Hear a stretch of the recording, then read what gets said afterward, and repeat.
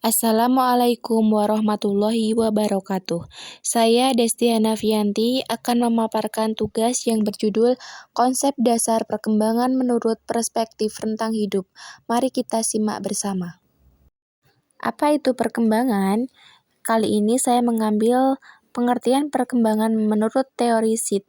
Perkembangan adalah perubahan yang bersifat kualitatif atau tidak dapat dihitung, yang meliputi bertambahnya skill atau kemampuan struktur dan fungsi tubuh yang lebih kompleks dalam pola yang teratur atau bisa disebut dengan proses pematangan. Dalam proses perkembangan, menyangkut pematangan sel tubuh, jaringan tubuh, organ-organ, dan sistem organ yang berkembang berdasarkan tugas dan cara yang sesuai, sehingga dapat memenuhi fungsi masing-masing. Prinsip-prinsip perkembangan meliputi 1. Sikap kritis sebagai langkah awal. Maksudnya adalah sikap dan perilaku yang dimiliki anak pertama kali dapat mempengaruhi perkembangan anak tersebut. Selain itu, anak juga butuh motivasi dari orang-orang terdekat dan memberikan contoh yang baik, serta memberikan anak kebebasan untuk berekspresi sesuai keinginannya.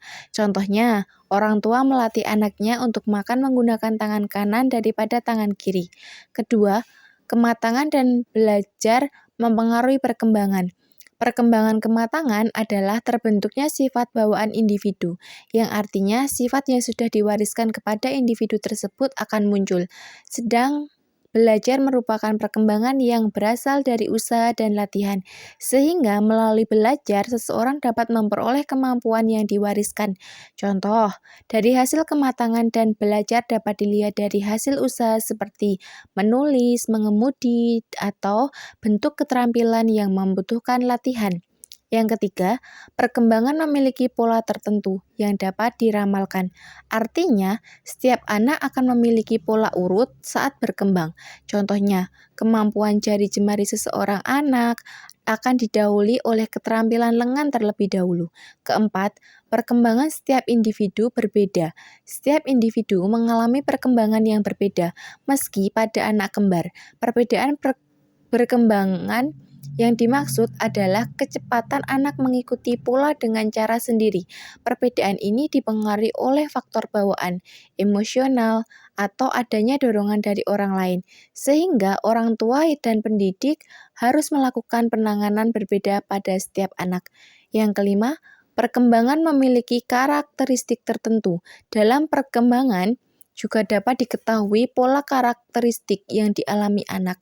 Setiap anak memiliki pola perkembangan yang sama yang runtut dari satu tahap ke tahap berikutnya, mulai dari perkembangan fisik atau mental, seperti kemampuan merangkak, kemudian berjalan, dan akhirnya dapat berbicara. Yang keenam, perkembangan memiliki resiko. Setiap perkembangan pasti memiliki resiko dan bahaya yang dapat mengganggu penyesuaian fisik, psikis, dan sosial anak. Resiko ini dapat datang dari lingkungan, keluarga, maupun masyarakat. Yang ketujuh, perkembangan dibantu oleh rangsangan. Perkembangan akan berjalan sebagaimana mestinya jika ada bantuan atau dorongan dari lingkungan sekitar. Misalnya, semakin rajin seorang orang tua berbicara dengan anaknya, semakin anak cepat belajar berbicara. Yang kedelapan, perkembangan dipengaruhi perubahan budaya. Maksudnya, sikap atau fisik anak dipengaruhi oleh budaya yang diberikan sejak dini. Misal, sifat laki-laki yang cenderung berani daripada perempuan karena permainan masa kecil yang matang. Satu lagi, prinsip perkembangan adalah adanya harapan sosial pada setiap tahap perkembangan. Jika tahap perkembangan tercapai, maka orang tua dan masyarakat akan merasa puas. Begitupun sebaliknya, jika anak berkembang lambat dari anak usia lainnya, orang tua dan masyarakat akan khawatir dan berusaha mencari solusinya. Kemudian, faktor perkembangan. Faktor perkembangan ada dua, yaitu faktor internal dan faktor eksternal. Faktor internal adalah faktor keturunan, bakat yang dimiliki, dan proses pematangan fungsi kognitif. Sedangkan faktor eksternal adalah lingkungan sekitarnya dan proses belajar peserta didik. Menurut Harlock, faktor perkembangan meliputi 1. Kecerdasan. Kecerdasan adalah faktor terpenting dalam perkembangan. Jika kecerdasan anak tinggi, maka akan berkembang lebih cepat, sedangkan kecerdasan yang kurang akan membuat perkembangan anak lambat dan terbelakang. Yang kedua, faktor seks atau jenis kelamin. Perbedaan jenis kelamin mempengaruhi kecepatan perkembangan anak. Misalnya, anak perempuan lebih cepat mengalami kematangan seks sekitar umur 2 tahun lebih awal dari laki-laki. Yang ketiga, motivasi. Dengan adanya motivasi, anak akan terdorong untuk berubah dan berkembang menjadi lebih baik. Motivasi ini bisa datang dari keluarga, guru, maupun masyarakat sekitar. Kemudian yang keempat, kesehatan. Tubuh anak yang sehat akan lebih cepat berkembang dibandingkan dengan anak yang mengalami kekurangan dalam kesehatan. Oleh karena itu, diperlukan vitamin penunjang untuk kesehatan anak, seperti makan makanan yang bergizi. Yang kelima, kesempatan untuk belajar. Seorang individu tidak mengalami kesempatan belajar akan mengalami keterlambatan dalam perkembangan. Misalnya, anak yang berhenti sekolah karena masalah biaya, pola pikirnya akan berkembang lebih lambat dari anak seusianya yang bisa belajar. Bahkan bisa dewasa lebih cepat dari anak seusianya. Kemudian ada kreativitas. Individu yang kreatif akan lebih cepat berkembang karena memiliki ide-ide tersendiri untuk menemukan hal yang baru. Dengan ide ini, individu dapat berkembang lebih cepat dan lebih baik dari anak seusianya. Karakteristik perkembangan. Yang pertama, seumur hidup. Artinya, perkembangan yang menyangkut berbagai macam perubahan dari hasil interaksi faktor-faktor perkembangan akan berlangsung secara kesinambungan sepanjang siklus hidup. Yang kedua, perkembangan bersifat multidimensional. Perkembangan menyangkut berbagai macam ranah perkembangan seperti faktor fisik, intelektual yang menyangkut perkembangan kognitif, bahasa, emosi, sosial, dan moral. Yang ketiga, perkembangan adalah multidireksional. Ranah perkembangan mengalami perubahan dengan arah tertentu. Yang keempat, perkembangan bersifat lentur. Hal ini perkembangan berbagai macam ranah dapat distimulasi untuk berkembang secara maksimal.